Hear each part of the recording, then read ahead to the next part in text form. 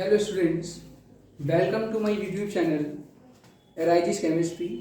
I am Mohit Gupta and I am a teacher of chemistry. And now आज हम एक new topic पर अध्ययन करेंगे, एक नए टॉपिक पर अध्ययन करेंगे। किस पर? रसायन विज्ञान के अंदर रासायनिक यौगिकों पर। रासायनिक यौगिक means chemical compounds. First of all, रसायन विज्ञान किसे कहते हैं? रसायन विज्ञान पदार्थों का ज्ञान होता है। जैसे कौन? ये आपको दिखाई दे रही है चौक। ये चौक एक पदार्थ है। जैसे ये चौक किससे बनी है? चूने से। चूना मतलब लाइम। कैल्शियम ऑक्साइड, चूने का सूत्र होता है कैल्शियम ऑक्साइड। इसमें कैल्शियम और ऑक्सीजन उपस्थित होता है। रसायन विज्ञान पदार्थों का ज्ञान है। वो जो पदार्थ हैं, पदार्थ मीन्स रासायनिक यौगिक, केमिकल कंपाउंड्स। हमारे सामने एक सबसे बड़ी प्रॉब्लम होती है रसायन विज्ञान के अंदर कि हम रसायन विज्ञान के अंदर रासायनिक यौगिकों के सूत्रों को कैसे याद रखें। सबसे बड़ी बिगेस्ट प्रॉब्लम है रासायनिक यौगिकों के सूत्रों को याद करना। सूत्र हमें याद करने हैं, तो सूत्रों को याद करने के लिए सबसे पहले हम ध्यान देते हैं जो तत्व हैं, तत्वों की संयोजकता पर।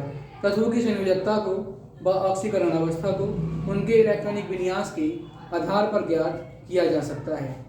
हम आज बात करेंगे पहले तत्वों की संयोजकता पर, और तत्वों की संयोजकता से हम उनके यौगिकों के सूत्रों को बना लेंगे। कैसे? ध्यान दीजिए। जैसे कोई एक परमाणु है, उदाहरण के तौर पर नंबर 1 सोडियम परमाणु का परमाणु क्रमांक 11 होता है। इसका आप इलेक्ट्रॉनिक विन्यास करें 1s2 2s2 2p6 3s1। Okay, ये आपका पहला कोष है, ये दूसरा कोष और ये तीसरा कोष।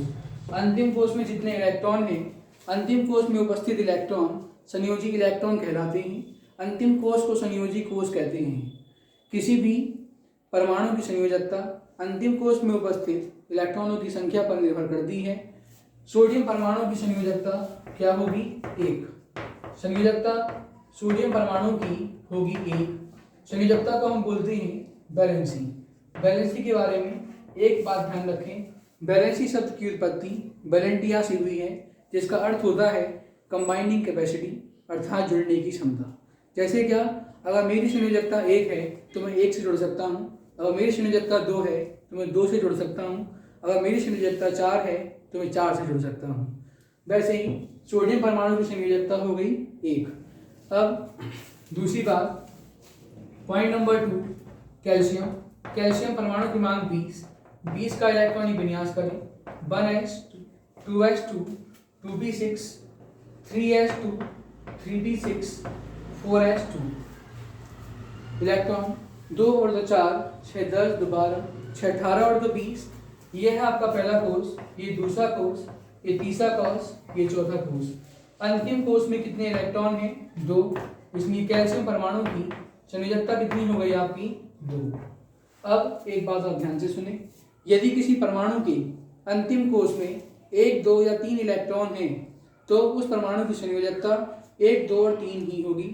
यदि किसी परमाणु के अंतिम कोष में 4 या फिर 4 से अधिक इलेक्ट्रॉन हैं तो उसकी संयोजकता को ज्ञात करने के लिए 8 में से माइनस कर देंगे अंतिम कोष में उपस्थित इलेक्ट्रॉन को। कैसे?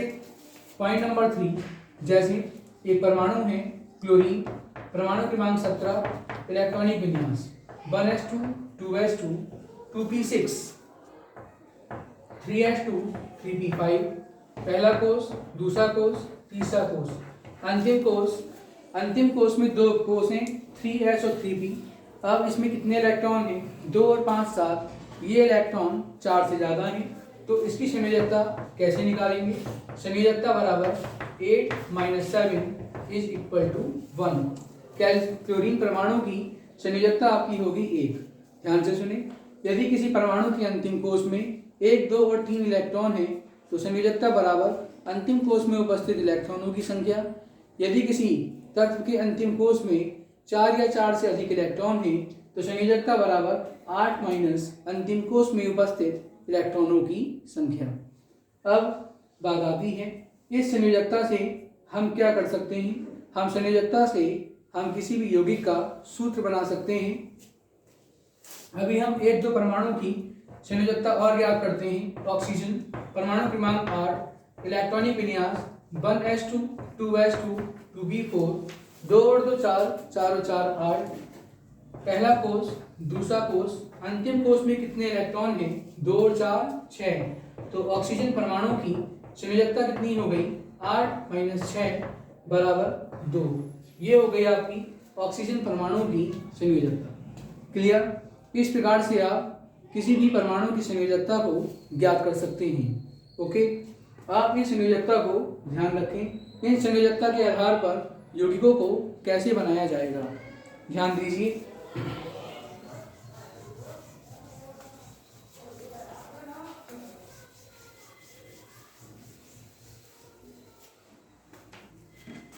ये ध्यान दें, ये हमारे पास तत्व है, ये उस तत्व की संयोजकता है। तत्व और तत्व की संयोजकता। तत्व कौन है? तत्व हमारे पास में हाइड्रोजन है। हाइड्रोजन परमाणु की संयोजकता 1 होती है। सोडियम परमाणु की संयोजकता 1 होती है। क्लोरीन परमाणु की संयोजकता 1 होती है। ब्रोमीन परमाणु की संयोजकता 1 होती है। कैल्शियम परमाणु की संयोजकता 2 होती है। ऑक्सीजन परमाणु की संयोजकता 2 होती है, आदि। इसी प्रकार से हम अन्य तत्वों की संयोजकता को भी ज्ञात कर सकते हैं। क्लियर? आप इन संयोजकता को अपने ध्यान में रखें। अब इन संयोजकता का उपयोग करके आप सूत्रों को बनाएं। जैसे क्या आपने देखा है, क्या रासायनिक सूत्रों में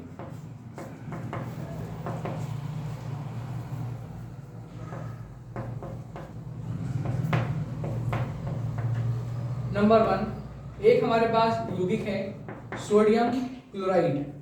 सोडियम क्लोराइड, सोडियम क्लोराइड में आप देख रहे हैं, सोडियम के लिए आएगा आपका Na, क्लोराइड के लिए आएगा आपका Cl। सोडियम का प्रतीक होता है Na, क्लोराइड का प्रतीक होता है Cl। अब आप देखें, सोडियम परमाणु की संयोजकता होती है 1 और क्लोरीन परमाणु की संयोजकता भी होती है 1। और आप इस तरीके से तिरछी गुणा कर दें तो Na हो जाएगा आपका 1 और Cl भी हो जाएगा 1। तो ये हो गया आपका Na1 Cl1 और फाइनली इसका सूत्र हो गया आपका NaCl, sodium chloride. Point number 2, magnesium chloride MAgNeSium,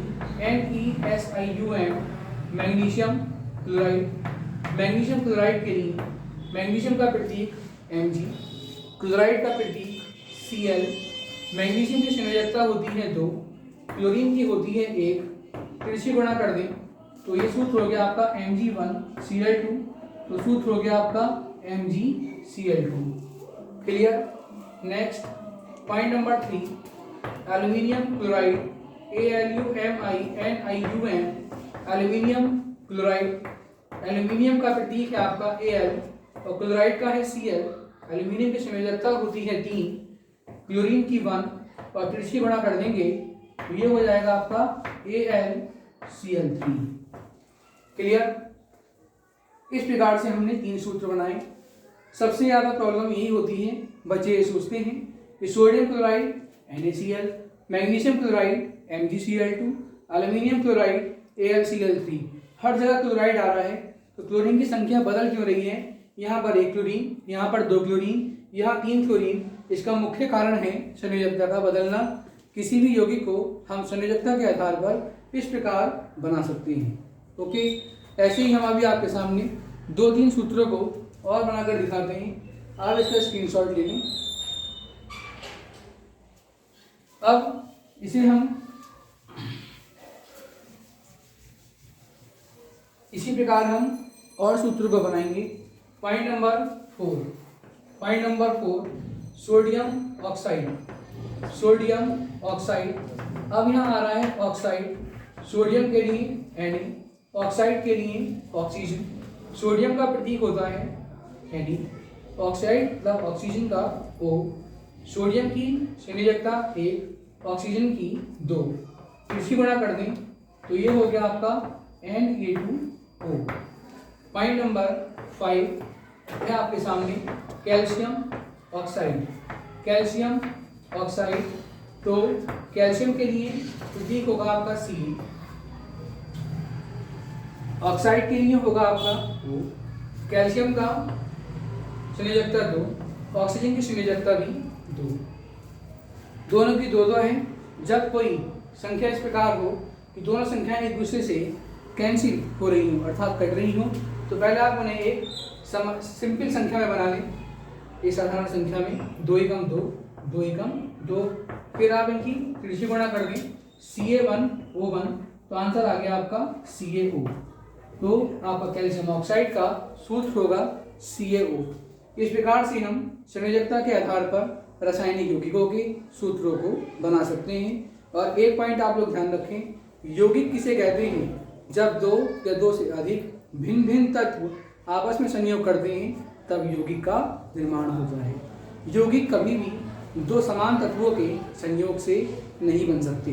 compounds never be formed by the 2 same elements. Okay, compounds always form at least 2 different elements. कम से कम 2 भिन्न तत्व अवश्य होने चाहिए तथा किसी भी यौगिक में अधिकांशतः 4 भिन्न तत्व ही उपस्थित होते हैं। 4 से अधिक भिन्न तत्वों वाले यौगिक दुर्लभ हैं या हैं ही नहीं। Okay, thank you.